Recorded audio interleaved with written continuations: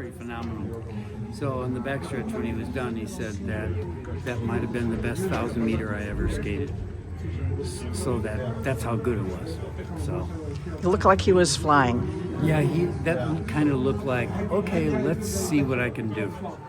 So he said when he was warming up, he felt like he hadn't done anything yesterday. Like his legs felt perfectly fine. So I think that's why he just went for it. But he really opened a gap.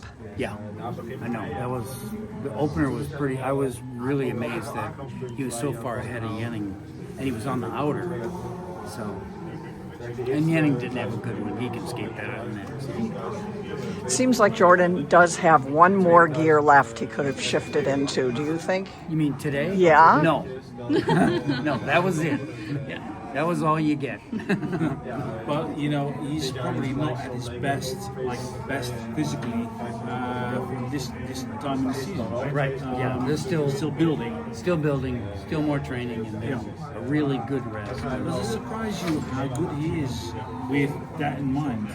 No, because like for instance, in the beginning of the year when we were having beginning time trials, and he didn't even feel that good, and he skated like 34.3 or something, and he said to me, why am I still going faster? And I said, well, that's easy. You don't have 1 year of training in your legs, you have 6. So it just keeps building. Mm-hmm. So he's just getting better and better over the years. Yeah. It's like mine. Right, yeah, right.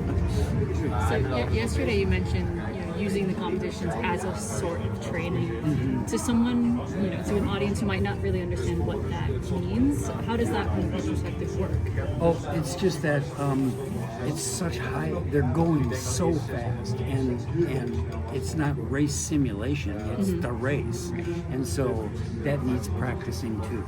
So, that's really what it is like doing the races is not saying like, okay, let's go this fast, and if we go a little faster, then it'll be training. No, it's just the race, and so you get used to racing.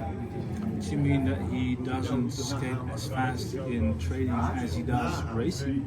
I think maybe not.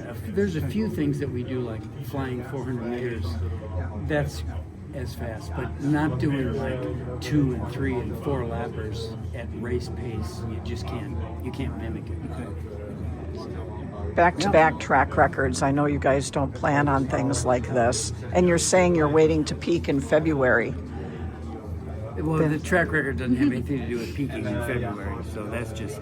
I didn't know there was a track record until Kel told me in the warm-up area. When he said, hey, that's a track record, that's the fastest I've skated It's against. a very big track record as well. 7/10.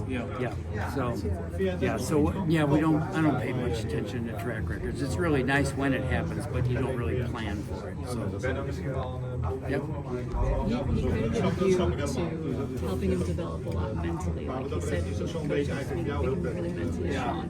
How have you seen him grow mentally, maybe over the last few years? Yeah, just as a young man, just growing up, and he can handle media better, and he speaks better, and he's learning to control himself a little bit, and so it's just a maturing process, and I think he's still got a way to go. He's only 21. So.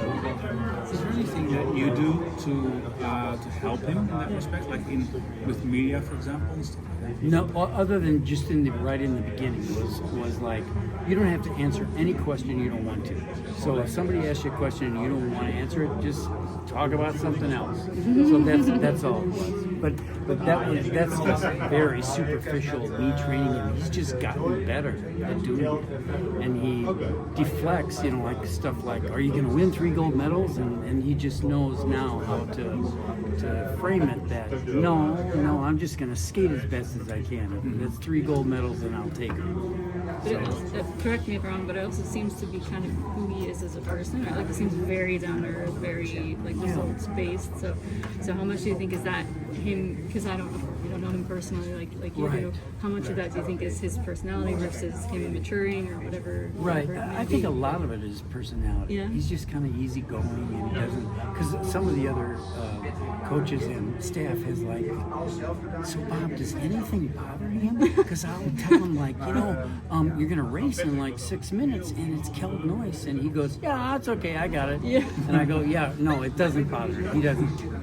He just does his own thing. How is it to coach someone with that kind of? It's coaching him is like a dream Yeah. because he's physically so gifted that it's just amazing to he not a week goes by that he doesn't do something that I'm like absolutely in amazement and like, oh my God, you just do this stuff. So it's a pretty, like my favorite line is, it's a really good gig for Grandpa. This attitude that he has, like, you know, nothing seems to affect him. Is that maybe also because he's that gifted? He doesn't have to worry about stuff that others maybe have to worry. I think that is part of it too. Okay. Yep. Thank you, Chris. Thanks. Yeah.